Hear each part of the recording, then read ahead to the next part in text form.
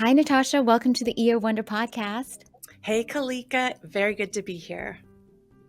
You're such an incredible, inspiring entrepreneur to me and to so many other women entrepreneurs. Wanted to make sure that everyone knew your story and be part of the show. Great. So let me take you back to 20 some years ago. I was a classically trained violinist and jazz vocalist, performing at a lot of social and corporate events. I didn't want to turn down gigs. I couldn't afford to not have that income. So I would tell prospective clients that I wasn't able to perform for that I could bring in another group that was as good as me, probably better, and manage them. And that loosely for about 10 years was what became my core business, Entire Productions, which is an event and entertainment production company based in San Francisco, catering mostly to the big tech companies in the Bay Area. So Facebook and Apple and LinkedIn and Adobe, all those flashy names. And we do really big, over the top, fantastical events. So you moved from an expert to a leader. What was that like? Wow. Well, it was very difficult, and I probably wasn't a great leader for a long time. I never considered that this business would scale and grow like it did, and I had to grow into that mindset and to that opportunity and possibility. So for the first 10 years at least, it was more of a lifestyle business. So I was really focused on my performance career and raising my daughter, who, when she finally got into high school, didn't need me as much. And then I became more of a networker where I really wasn't before. I was coming now into the city, into San Francisco, attending things that would put me in the position of winning larger and larger and larger bids. So I really did I grew into a mindset and I grew into the scaling and growth that I love today. But had you asked me back then, there was no way that I would have been able to foresee this. Yeah, you were featured in Inc. magazine recently, right? Part of the Inc. 5000. I see it back behind you. Tell us about how a woman entrepreneur grows from a lifestyle business to a large business. What is that Mhm. journey like?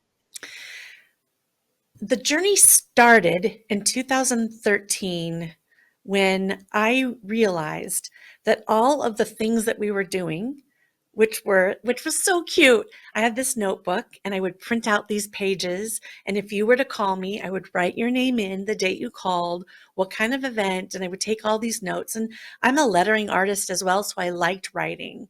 But then if I'd have to translate that into a contract in Microsoft Word, then create a PDF and send it to you, then you would mail it back with your check that you hand wrote. And so it was not scalable. So I started scaling my business before I intended for the business to scale. And that meant that I was putting everything that we were doing day to day into a process within Salesforce. And that grew to enabling us to do 777 events in 1 year with 2 people in operations. And so that set the stage for me to grow into my business. And then in 2015, I did the Goldman Sachs 10KSB program in Boston at Babson College. That's when my mental growth, my creating those systems and processes met with me learning what it was to run and lead a real business. So I was doing maybe $1.5 million a year without even knowing what my P&L was, how to read it. I didn't care. I did not care because most of the currency, in addition to, a pretty small salary that I was making, I made enough to live, and I live a pretty down to earth lifestyle. My currency was having a business, was being my own boss, was employing a small amount of people, but also giving a lot of talent to artists and musicians a way to showcase their talent and to make money. So in my mind, I was still thinking quite small. That was fine. It was actually fine at that time. So, what did you learn at the Goldman Sachs program that changed your mindset around business? I learned the language that I needed to speak specifically around balance sheets, cash flow, EBITDA, profit and loss, and really being able to speak to, at the time, it was just a bookkeeper. Now it's an accountant, a controller, a CFO, and have conversations that I understand and that I can lead. Right? I don't know everything, but I know so much more. Before the pandemic, I had $1 million payroll. That's a lot of money and people to be responsible for. There's no way I would have been able to wrap my head around it or manage that before this course. I also learned about hiring and firing and developing and leading. And honestly, a lot of what I learned during that course and then subsequently at the EO Harvard program and the EO Entrepreneurs Master's program at MIT, some of these lessons that I've learned are actually now only starting to make sense. So I knew that everyone was telling me it's all about the people, really support and grow and develop your team. Because I was working in my business day to day, I was in the weeds with them.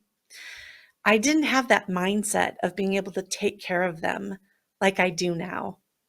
And I think that's education, mentorship, advisement that I've gotten, but also with age and experience, it's all starting to tie together. I'm 50 years old. I've been in business for 20 years, and this is the first year that I've actually been able to work on my business. About 20% of my time is spent on entire productions, and I am not taking client requests. I'm not doing any of the work. It's pushed out to all the correct people. So, you had Hooray. everyone's dream. Yeah. What did you say? Hooray. Hooray! Exactly. It's everyone's dream to have freedom, autonomy, and flexibility to say yes to what you wanna say yes to. And what's also really wonderful is because you're such a talented artist. I think the first time I met you, you were singing at a jazz club in San Francisco, and I was visiting the EO San Francisco chapter, and I was so blown away by the magic that you had on stage, and because there's a lot of misconceptions that artists have to be starving, right? Because 'Cause you're a true Mm. artist, you love music is just magic through your bones. How did you change that mindset from being a starving artist to a hugely successful entrepreneur? I was never going to allow myself to starve. And I do think, I'm not sure if I was born this way or the way I had to grow up allowed me to have both an analytical business side of my brain as well as that creative, artistic side. So I didn't realize how big and how far I could go because my lens was pretty, I had blinders on, which again is fine because then you have somewhere to go. If you know at age 16 that you're going to be the biggest star on the planet, how much fun is that? It's not that much fun, right? To know your destiny. It's fun to fight for it. So was there a catalyst? So you said you wouldn't have let yourself starve. Do you think that entrepreneurs then are born, not made? Entrepreneurs, I do think there are attributes in a person that are likely within the DNA of when you were born and then cultivated either by nurturing or not nurturing by your surroundings. And for me, I've been on my own since I was 16. And I remember writing checks that I knew that were going to bounce for things like Top Ramen. So, the school of hard knocks definitely led me to a place where I'm like, anytime I heard an artist say, like, made $1,000 on a gig, I'm like, okay, what did they do? How did they do it? Am I as good as they are? Okay, I am as good as they are. Okay, I'm just going to go now and do that, right? I'm going to say, this is what I'm worth. This is what this other person is worth. We're not the same, right? We're similar genres, but am I as good, talented, experienced, etc.? Yes. Okay, I'm going to ask for that. So I just kept stepping up that ladder as I saw other people climbing the ladder as well. So the people that were making $1,000 at that time for a gig, were they male or female? Female, actually. Yeah. Because I know that Um, studies show that women entrepreneurs always, well, not always, but, tend to undervalue themselves even though they're offering the same services as their male mhm. counterparts. Yes. And I believe, well, I know that's true because that's a study, but I believe for myself, because of how I was brought up and because I've been on my own since I was 16, I had such a powerful fight in my belly that I didn't experience the typical things that women experience in general. So I'm just a little bit of an anomaly there. And now that I've done ridiculously crazy things like singing the national anthem a cappella at that, like, for instance, recently the Giants game for 40,000 people, 30, 37,000, whatever, tit for tat. That makes me feel like I literally can do anything for anyone at any time. So I usually use Obama as sort of my North Star, like he's amazing. And usually if somebody were going to say, somebody that is of great stature is coming and you're going to do X, you're going to get nervous. And my response would be like, let me at him. I can't wait for him to hear me. So you turn that adrenaline into excitement, right? You Hmm. turn that, right, that stress response into something that can really help you. What I found Hmm. out today that oxytocin, which is the sort of like the love hormone, is actually a stress hormone. And that if we really look to our stress hormones as a way to like really help us succeed, it can really help. So that's so great that you're doing that. Was there a Yeah. And catalyst? Kalika, Okay, oh, I was just go going to ahead. say, I wrote an article for Inc. magazine about singing the national anthem, and it was really about do what scares you.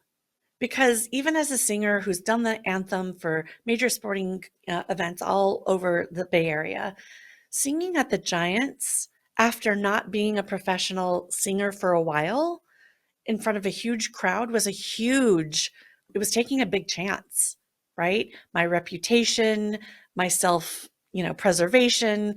It is a lot of stress. It is stressful doing it. I'm not going to say it was easy. But in that article, I write about why. Why did I push through and say yes to something that was quite honestly a bit uncomfortable? And I'm so glad I did for so many reasons. Yeah, so you were willing to take that step. What type of advice would you give to women entrepreneurs who are listening to this? Because we often want everything to be perfect before we proceed. We want to learn everything before we try something new. What type of advice would you give them? I'm actually struggling with that again now in a couple of other ventures that I'm starting. And I just want to smack myself and say, oh my gosh, cut that out. Right. I don't have it at all anymore in my core business, but in launching these new endeavors, I'm doing exactly what I'm train other people not to do. So I don't know. But the one thing I would say is find access to incredible mentors, advisors, take the business courses that come to you, read, do the work. Because this is what I've realized is that doing that is the shortcut. That's the shortcut. I'll tell you what isn't the shortcut. Doing it on your own by gut instinct because you're so cool for the first 10 years. And then realizing oh, I was missing quite a lot. So really, that's the main thing I would say to any entrepreneur. Do the hard work. I also read recently that slowly is the fastest way to get somewhere. So you have to put in the work, right? You do. Also, another thing that I actually do quite a bit is start ugly. I just throw something out there. When COVID happened and our in person company had to switch to virtual events, the moment I had the idea of what we would do, which was shorter, fast paced segments of entertainment with messaging, who was the first person I called? This is starting ugly. Did I have proof of concept? Did I have something to show? The CEO of Mansueto Ventures that owns Inc. magazine and Fast Company. I didn't have I had a deck that I put together and I sat him right down and I pitched to him. I started ugly. And as the months went by, we refined and refined and refined with all of our clients. But even with those clients, it was a little bit of the wild, wild west. So no one was expecting perfection. It hadn't been done yet, right, in virtual events. But I had the confidence to just throw it out there. And you did it. I Where did do you it. see virtual and hybrid events rolling out in 2022? Yes. Well, I can tell you because we are booking things into that year already. So larger corporate events will start to resume at a smaller level. So an 8,000 person event that happened pre-COVID might be 5,000 people in third quarter of next year. And that really is dependent on how we behave as human beings and what happens with, with the virus. Hybrid's really expensive because what you're doing is you're deploying a whole fully produced in-person event, and then you're doing this fully virtual connector. And so you're really having to spend quite a bit of money, but the reach is pretty amazing. So where you could have reached 1,000 people in person, you can now reach 80,000 people. So it depends on what kind of event and what kind of messaging or what you're selling or what you're trying to nurture to find out if it's worth it. Virtual events are going to be around for a long time because companies have seen their millions of dollars of savings and their bigger reach. So we're going to have to adapt and rock and roll with all of that. And we're ready. So my business is poised to potentially double, if not triple, if I want it to in 2022 and 23. I'm not sure I do. Why is that? I found so much peace and happiness and wonder in having a smaller team, in doing the exact things that we're a great fit for. It's better for my personality. Now, me as a visionary and someone working on my business, my next step, especially if I wanted to grow and scale into that opportunity, would to be find somebody to run the business for me. Right now, everyone's self-managed. So if I do want to go for that $20 million or past that mark with my business and let it grow back, I do need to find somebody that can run the business on my behalf. And I'll still be involved as the visionary, creative director, experience designer, team cheerleader. But I'm not sure. And performer, perhaps. Yeah. There's more performing coming in the very near future. Could you share with us, or is that a secret? It's not a secret. So last year, I decided, so I used to do this Christmas concert at Yoshi's, which is in the San Francisco Bay Area. It seats about 420 people. I would sell out both shows, which is amazing, so much hard work. And last year I decided to do it that same kind of holiday concert, and we just blew it out of the water. We had 8 moving head cameras. I had a full band, and we did a virtual concert, so it was taped. And it was so much fun. It was actually a lot easier than I had remembered putting all that together.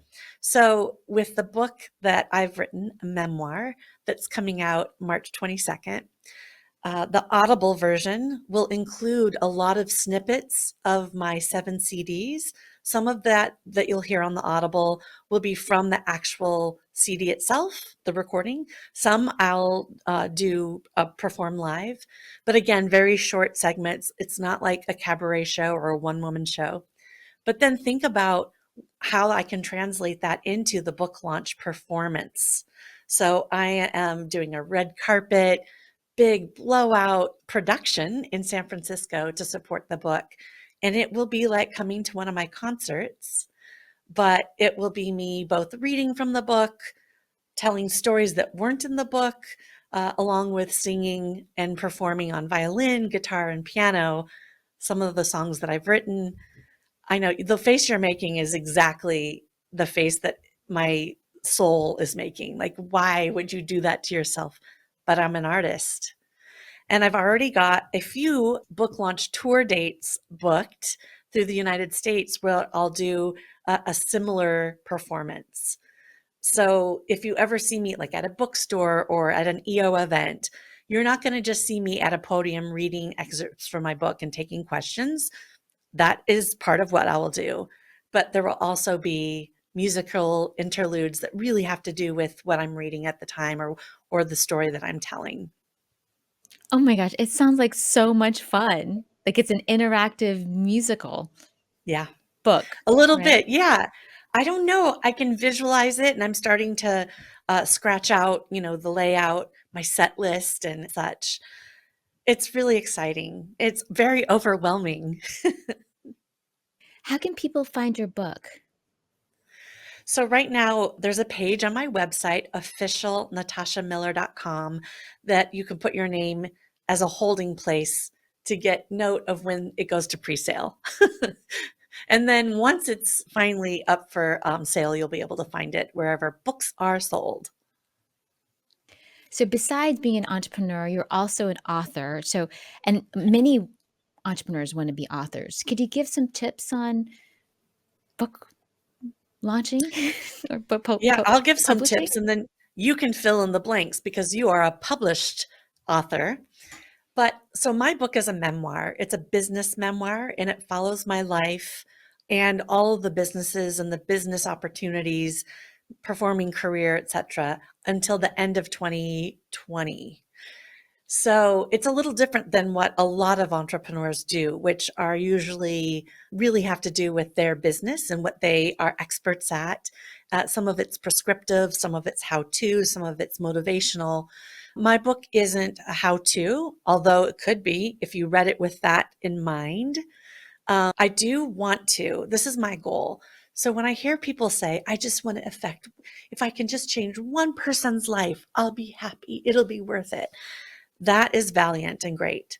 But my goal is I want to impact every single person that reads my book in some way. I don't need to transform your whole mindset. I don't need to transform your whole life. You may not need that, but I want to impact you somehow. And I believe that the book that I've written will do that. So having So a my purpose. advice, Yeah. yeah, my advice for writing a book, I'm actually going to be creating, it's like a journal on how to walk someone through writing their memoir.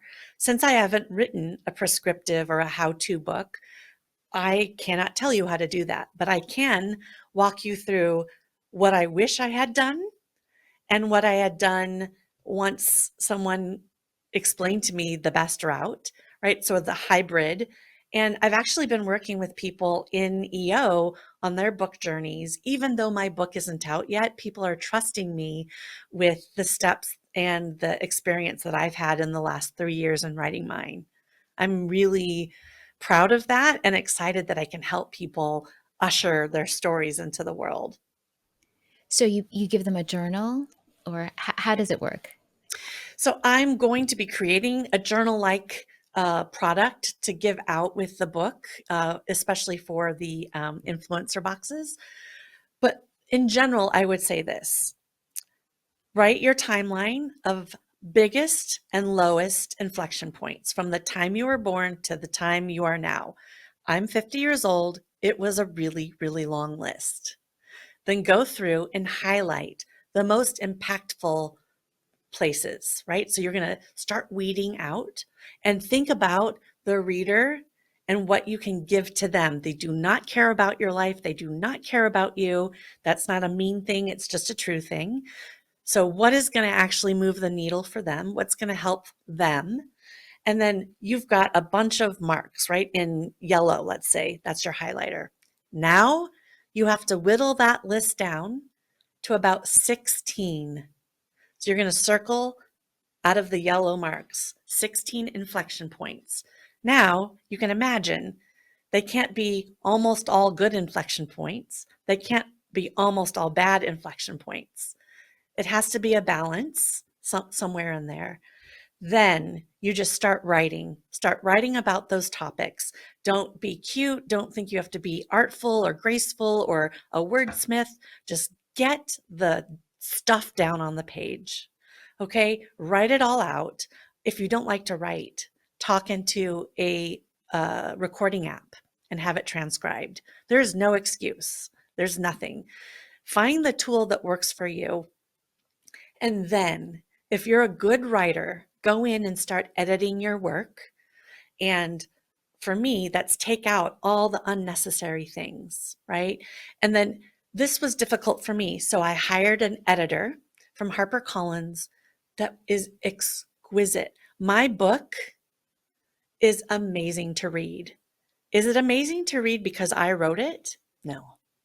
I wrote 50, 60, 70,000 words. It's amazing to read because my editor helped me infuse color, sense, suspense, and that was a talent and a skill I didn't possess. If I do possess it, I'm too busy with other things. So there's that. And then that doesn't have anything to do with copy editing or line editing or punctuation and proofreading. That's a whole nother edit, as you know. And so those are just the grand top level things that I would suggest. To get you to a book, and then you also have a plan on your launch. You're saying you mentioned influencer boxes. Yes. That sounds fun. Kalika, I have what I now refer to as a 21-point monster master marketing plan that will take a small army, or quite honestly, a large army, to deploy. And a lot of it I have set with the people and the companies that will help me. And some of them I have a big question mark on. And the exciting part is that whole journey is a lot of fun to try to figure out. But one of the things that I am doing is an influencer box. And when I say influencer box, I'm not talking about hiring like Instagram or YouTube famous influencers that I don't know and that have like 2 million followers. That is not necessary. Kalika, I don't know how many followers you have, but you're on my list. You're an influential entrepreneur. You're one of my target demographics. And you, after receiving this box, hopefully it will light you up. Hopefully it'll put a smile on your face. You'll read the book. My request of you would be, if it did impact you, just tell other people you think that it would impact as well. It's not a hard sell, right? And it's just like any book that you read where you're like, oh my gosh, you've got to read this. For me, this one book comes to mind. It's not a memoir, but it's called Where the Crawdads Sing. And I read it and I just loved it. And when people say, hey, I'm looking for a book, what do you recommend? I recommend that one because it moved me. It was beautifully written. It took me on a journey. And that's all I'm going to be asking of the people that receive this gorgeous box that I'm designing. It's so wonderful. You're such a renaissance woman. You know, you're an artist, you're an entrepreneur, you're a mom, you know, you're launching this book and you're so creative, even the process of doing like how does someone harness that type of energy? Do you have any habits, routines? I What's your secret? Yes, my secret is this. I know when I do my best work now. It is very clear to me. And I do not try to do work before or after that time. And for me, that's 10 a.m. to 3 p.m. I am in my zone. I hunker down. I pay attention. I focus. It's laser focus. I'll take 10 to 15 minutes to eat. It's not a priority to me to like go out and have lunch and, you know, um, that is one thing. So I really know when my best time is for work. Number two, the honest truth is, when Bennett, my daughter, was 2, I found myself getting divorced from her father. And we had split custody, and she was with him half time. So my daughter had an incredible childhood, but she was really only with me half the time. When she wasn't with me, what was I doing? I was writing music, I was performing, I was doing exactly what I do from 10 to 3 now during that time. And so fast forward now, she's 26. I live in this beautiful place on the Oakland estuary by myself. I don't have a significant other. My child isn't at home. I have two cats who are awesome. Um, so I've arrived. I get to do what I want to do whenever I want to. Not everyone has that at the time that, you might be listening to this because of circumstances. I don't have a family that lives here. So what do? I do all the things I want to do. And that is make music, make art, buy art, create new ventures.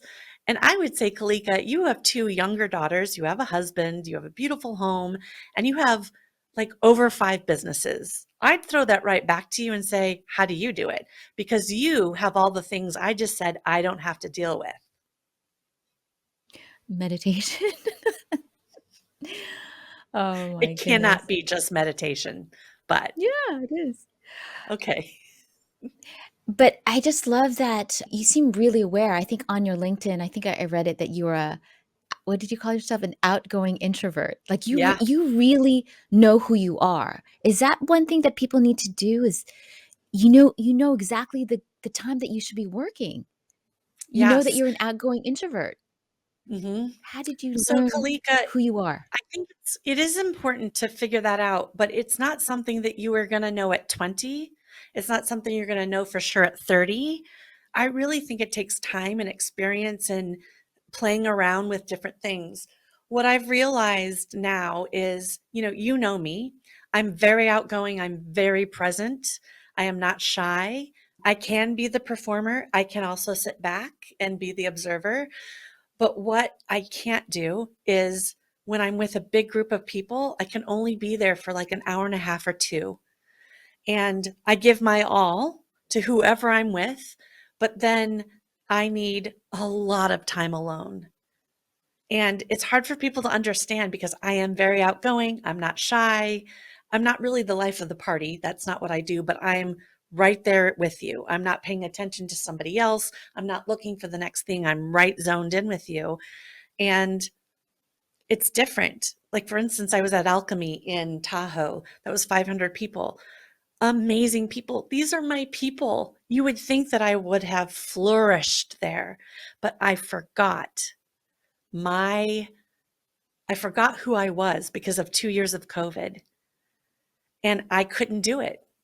So I came home and it had nothing to do with how amazing the event it was or anything like that. I'm like, oh, if I don't have a purpose there, if I'm not speaking or teaching, or if I'm not seriously learning, like in a very systematized way, and we're just there freewheeling it, being having fun and doing some learning and doing late night things and dinners and kayaking in the morning, it's overload.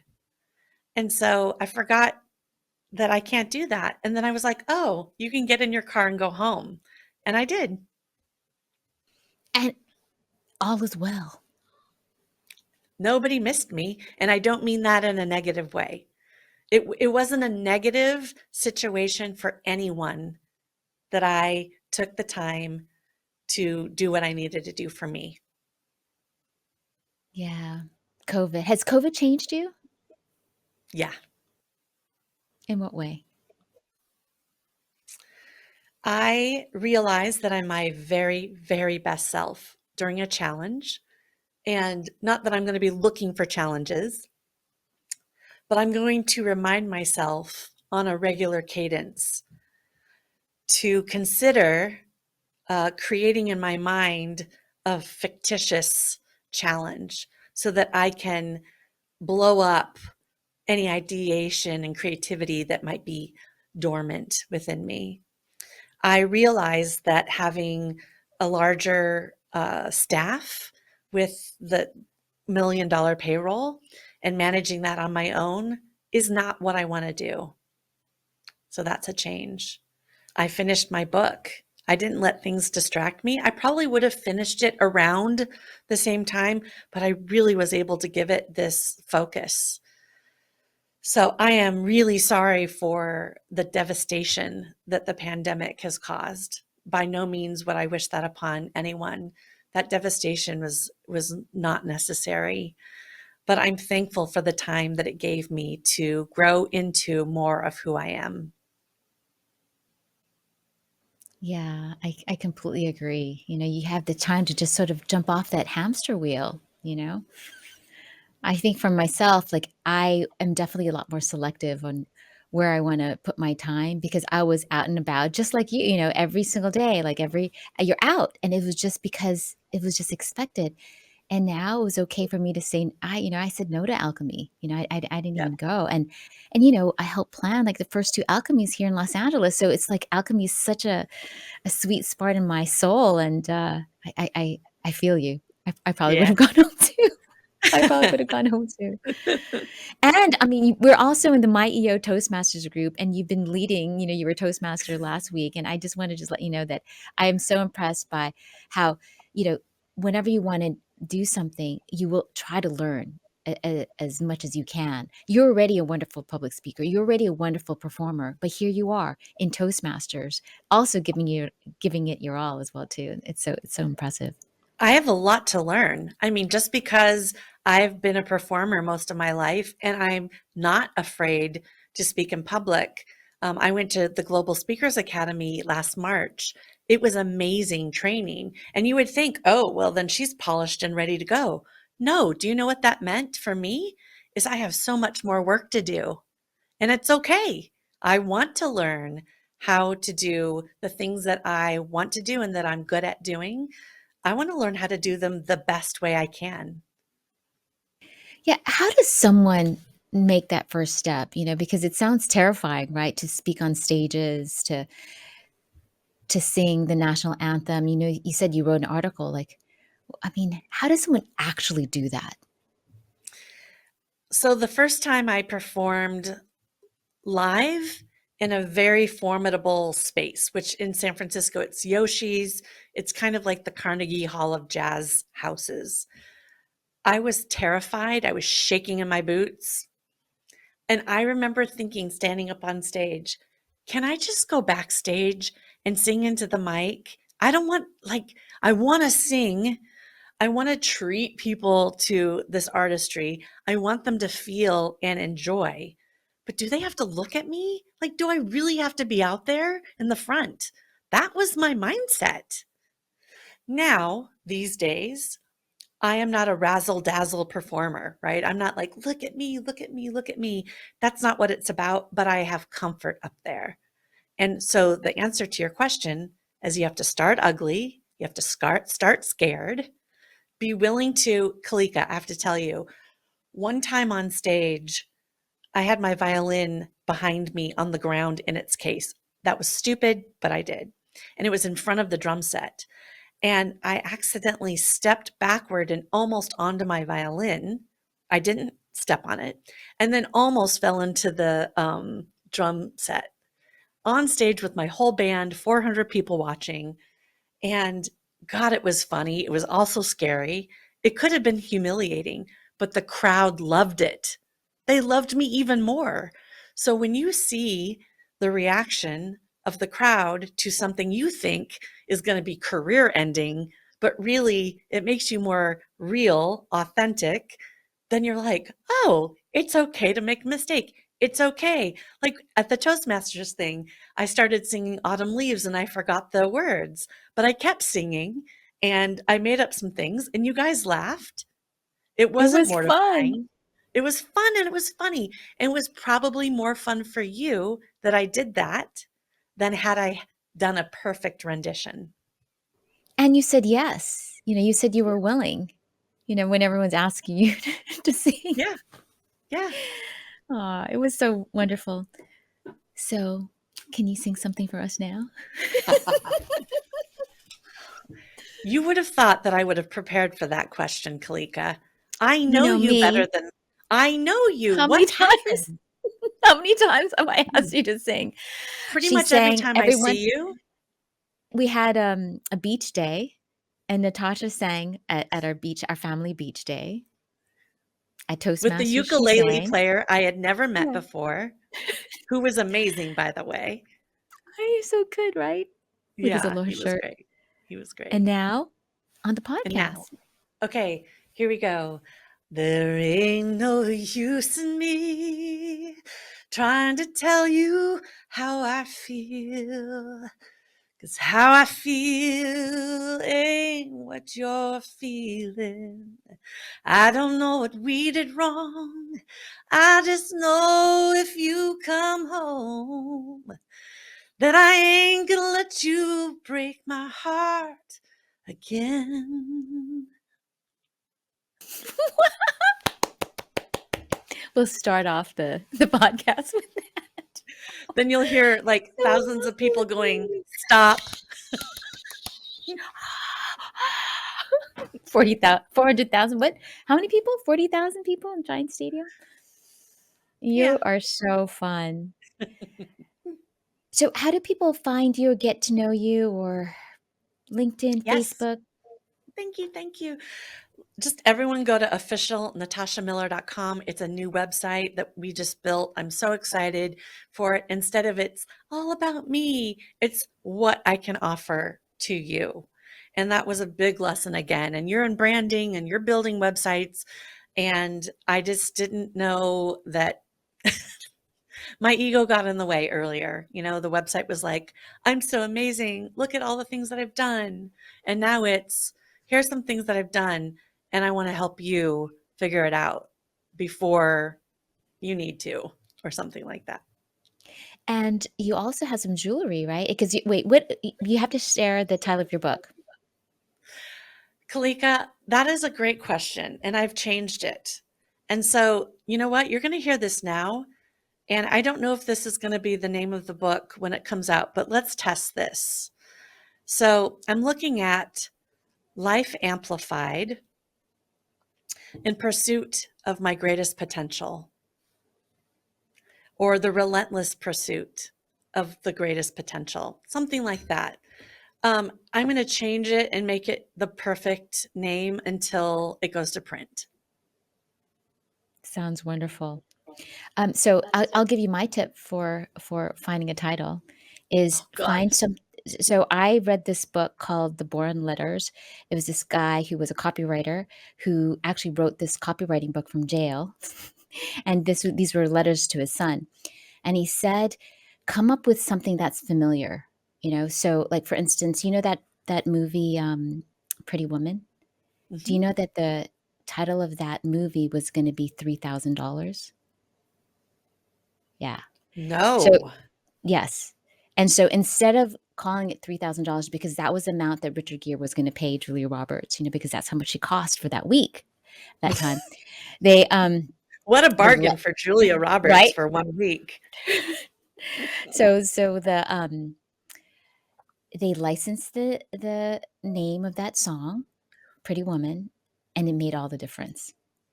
And so my recommendation for people who are writing the books, coming up with their titles. And so for my book, the Little Brand book is off of the Little Black book, the Little And your Black book is Dress. gorgeous. Yeah. Yeah. So that is how I came up with it. And I think that made a real difference because it used to be called the Brand Boss Code or something like that. So and also if you also do searches for popular book titles, usually it's the art of, the magic of, those are the words that are in popular titles. So Okay, I'm going to do that. Thank the you art so of much. relentless, and also alliteration is also really good too. Right, right, right. Yeah. Anyway, well, thank you so much for sharing your wonderful story. I can't wait to get my hands on the book, and we'll all go to natashamiller.com Yes. and find out more about your upcoming book and keep in touch with you. Thank you Thank you. so much. I've been listening to your podcast, and it's just a treasure and a pleasure to be on it with you. Thank you. I'm so excited to have you here. Thank you.